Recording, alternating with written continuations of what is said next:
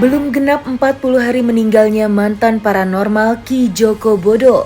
Belum lama ini beredar kabar tidak menyenangkan yang membuat keluarga Ki Joko Bodo naik pitam.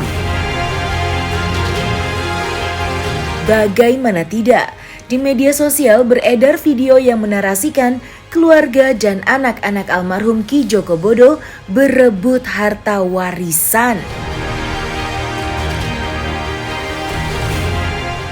Sontak saja video itu pun viral di media sosial dan mendapat reaksi beragam dari netizen.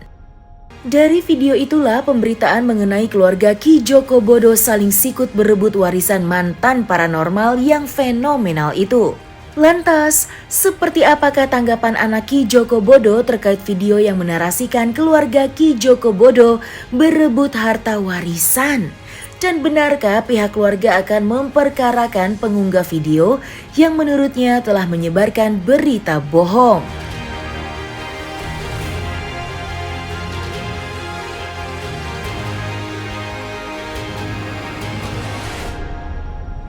Yang jelas sih 2 minggu ini udah better ya perasaannya, sudah lebih mengikhlaskan dibanding yang semingguan yang kemarin, dan emang lagi membiasakan diri aja sih. Ya peninggalan ya yang terlihat saja itu.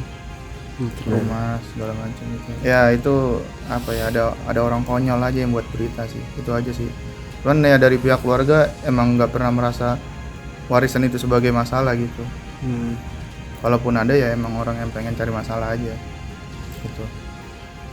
Jadi sebenarnya kisruh untuk perebutan harta waris itu nggak ada ya Bang? Nggak ada sama sekali. Oke. Artinya masih tetap menjalankan pembagian ini secara Islam ya Bang ya? Begini, saya rasa kayaknya kurang etis aja, maksudnya almarhum ayah saya belum 40 hari tapi wacana-wacana narasi-narasi di media sudah mulai membicarakan harta, warisan segala macam. Ya saya sih dari pihak keluarga masih fokus untuk mempersiapkan acara 40 harinya, itu aja sih. Perebutan harta waris itu nggak ada ya? Nggak ada sama sekali. Almarhum ayah saya belum 40 hari tapi wacana-wacana narasi-narasi di media sudah mulai membicarakan harta, warisan segala macam. Ya saya sih dari pihak keluarga masih fokus untuk mempersiapkan acara 40 harinya, itu aja sih. Ya karena kalau kita nanggupin ya kesannya memang itu ada, padahal kan sama sekali nggak ada. Jadi ya biarin aja lah, anggap aja angin berlalu aja sih. Masih ada madem aja, tiba-tiba ada orang konyol itu tiba-tiba buat statement yang apa ya, sebenarnya cukup meresahkan keluarga juga sih, cukup ngeganggu beberapa dari kami aja sih. Jatuhnya fitnah, betul, berita bohong. Yang pasti ada pengajian, lalu juga rencananya sama teman-teman pengajian ayah tuh pengen dibuat apa ya, acara untuk ngenang ayah aja sih. Itu pas malam tahun baru kebetulan. Semasa hidup sosok Ki Joko Bodo begitu fenomenal, terutama dalam dunia metafisika. Dikenal sebagai paranormal, sosok Ki Joko Bodo dengan dunia mistisnya pun begitu lekat dalam benak banyak orang. Dan seperti yang diketahui, almarhum Ki Joko Bodo semasa hidupnya, terutama di saat usianya sudah senja, lelaki yang kerap berpenampilan serba berwarna hitam itu telah hijrah dengan cara mendekatkan diri pada Sang Pencipta. Metamorfosa Ki Joko Bodo tidak hanya pada urusan ibadah saja, tetapi juga mengenai kedekatannya dengan anak-anaknya. Perubahan Ki Joko Bodo yang lebih religius dan hangat pada keluarga dan kerabat meninggalkan kesan yang mendalam bagi mereka yang ditinggalkan. Namun belakangan sempat mencuat kabar yang mengejutkan, yaitu Ki Joko Bodo meninggal karena santet. Dan seperti apa pula sosok Ki Joko Bodo yang sebenarnya di mata anak-anak dan kerabatnya? Iya, jadi emang ayahku tuh emang dari dulu nih asam urat nih, jadi makannya harus dijaga. Sekalinya makannya nggak bener ya udah tuh kambuh. Nah dari situ kan kalau asam urat kadang emang kakinya jadi sakit ya, jadi itu nggak bisa buat jalan kayaknya. Terus jadi menghambat aktivitasnya untuk berjalan aja, memang iya benar, tapi bukan diguna-guna ya. Itu ada penjelasan medisnya loh. Aku pernah dengar ya, pernah baca juga kalau misalkan penyakit yang diberikan ke kita adalah sebuah pengampunan dosa gitu kan. Ketika kita sakit, maka dosa-dosa kita dihapuskan. Mungkin awal-awal bagian dari itu gitu. Karena kan ya manusia tidak luput dari yang namanya kesalahan, dan cara menghapuskan dosa ya salah satunya dengan diadakannya penyakit. Seneng sih, maksudnya nggak nyangka aja sih dari pihak keluarga, apalagi waktu pas pertama kali ngelihat ayah tiba-tiba bangun terus pergi ke musola, itu luar biasa aja perasaannya, kayak nggak bisa diungkapkan dengan kata-kata. Sosok ayah di mataku, mungkin aku nggak pernah bosan-bosannya untuk bilang kalau ayahku adalah seorang yang pekerja keras, super duper hard worker, karena beliau itu dia memperjuangkan yang beliau inginkan, mimpinya itu benar-benar dari nol.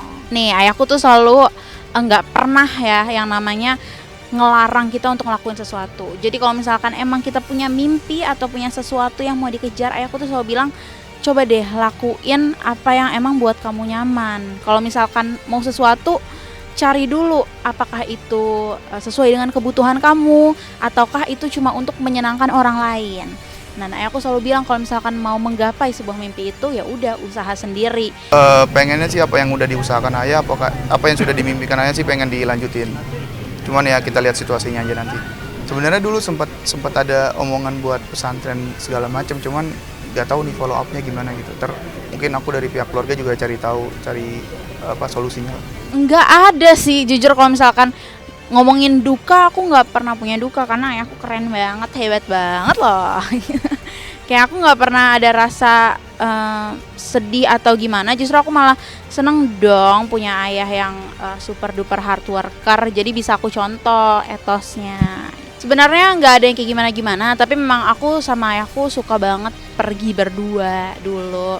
Tapi kalau sekarang kan kita lebih banyak menghabiskan waktu di rumah ya. Yang pertama, beliau itu orangnya nyentrik, tapi secara pertemanan orang yang cukup baik, orang yang humble, kemudian juga ya beberapa kali juga syuting bareng saya, ngobrol bareng saya, kemudian berburu yang aneh-aneh juga beberapa kali bareng saya, beberapa kali juga tirakatan bareng, beberapa kali juga berangkat keluar bareng. Jadi memang kalau saya dibilang kedekatan saya, ya saya dekat banget dengan beliau.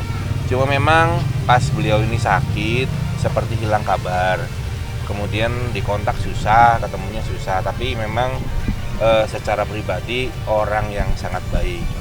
Ya kalau menurut saya apapun itu, kadang-kadang penemuan hidup, penemuan jati diri itu kan proses berjalan, dan proses belajar itu kan tidak pernah putus sampai kita ke liang lahat. Tentu dalam konsep ini saya sangat mengapresiasi, sangat mengagumi beliau, karena selama ini beliau itu memang kadang-kadang orangnya berubah-berubah dan kadang-kadang lucu gitu. Sehari-hari saya ngobrol sama beliau tuh suka lucu-lucu juga ceritanya, suka berubah-berubah. Ada ngomongnya apa, besok berubah apa, tapi buat saya secara teknis pribadinya ya pribadi yang sangat baik. Beliau itu saya anggap orang tua saya, dan beliau menganggap saya anaknya. Dulu semasa saya sebelum viral di YouTube, itu saya bersama beliau di Istana Wong Sinting, dan saya mensupport beliau untuk mendirikan sekolah metafisika Indonesia dulu ya, dan perjuangan beliau sama saya. Dan saat itu memang saya diajarkan beliau untuk menjadi sosok spiritualis.